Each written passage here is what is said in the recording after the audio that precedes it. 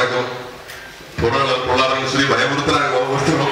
Ishari sir Ishari Ganesh sir இருக்கிறதால எனக்கு அந்த பயம் போயிடுச்சு. எல்லாம் நான் பார்த்துக்கிறேன்னு சொல்லிட்டாரு. முதல்ல உங்க எல்லாருக்கும் நன்றி என்று மரியாதைக்குரிய வணக்கத்தை தெரிவிச்சுக்கிறேன்.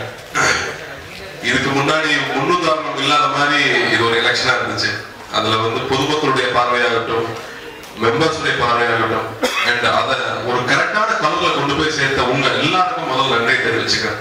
எதுக்காக கேள்வி கேட்டுட்டு இருக்கோம், எல்லாத்தையும் நியாயமா தான் கேள்வி கேட்டுட்டு இருக்கோம். அதை எப்படி ஒரு கோர்ட் சைட்லயுமே ப்ராப்பரா லீகல் அப்ரோச் பண்றோம். ஒவ்வொரு விஷயத்தையும் எடுத்து வச்சது நீங்க தான். அதை எங்களோட மெம்பர்ஸ் எல்லாருக்கும் கொண்டு போய் சேர்த்ததுக்கும் உங்களோட பெரிய கடமை உங்கள்கிட்ட இருக்கு. ஸோ உங்களுக்கு நன்றி தெரிவிச்சுக்கிறேன். ஏன்னா மெம்பர்ஸ் சொன்ன மாதிரி நியூயார்க்ல இருந்து கன்னியாகுமரி வரைக்கும் மெம்பர்ஸ் இருக்கும்போது எல்லாருக்கும் ஒரு விஷயத்தை கொண்டு போய் சேர்த்தது நீங்க தான். அண்ட் இன்னொரு ஒரு பெரிய பாசிட்டிவான விஷயம், நீங்க ஏர்போர்ட்டுக்கு போனாலும் எங்க போனாலும் என்னமோ ஒரு படம் சூப்பர் ஹிட் ஆன அளவுக்கு எல்லாரும் வாழ்த்து சொல்றது ரொம்ப சந்தோஷமா இருக்கு. அதோட சேர்ந்து பெரிய ஒரு பொறுப்புக்கான ஒரு பயமும் வந்திருக்கு.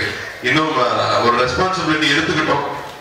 எலெக்ஷனுக்கு ஒரு ஐடியாவே இல்லாதவங்க நாங்க உள்ள நின்று இப்ப ஜெயிக்கவும் வச்சிருக்காங்க எல்லாருமே.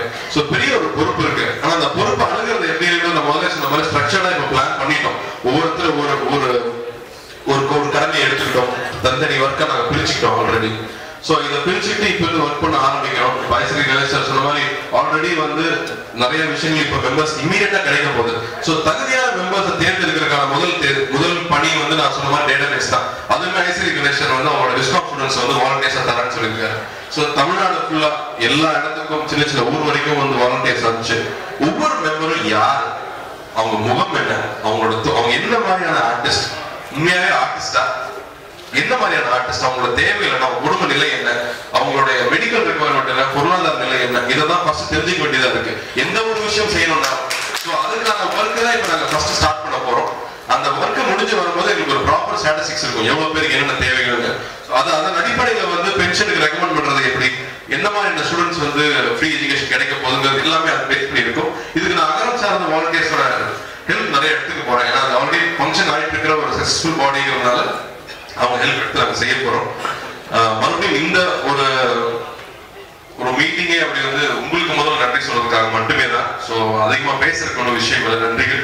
அதே மாதிரி எல்லா கிராஃப்ட்ஸ்ல இருந்து எங்களை கௌரவப்படுத்தி மரியாதை பண்ணி நாங்கள் அழைப்பு ஏற்று வந்ததுக்கு ரொம்ப ரொம்ப நன்றி. ஏன்னா அவங்களோட ஒத்துழைப்போட தான் இனிமே நாங்கள் செய்ய போறோம்.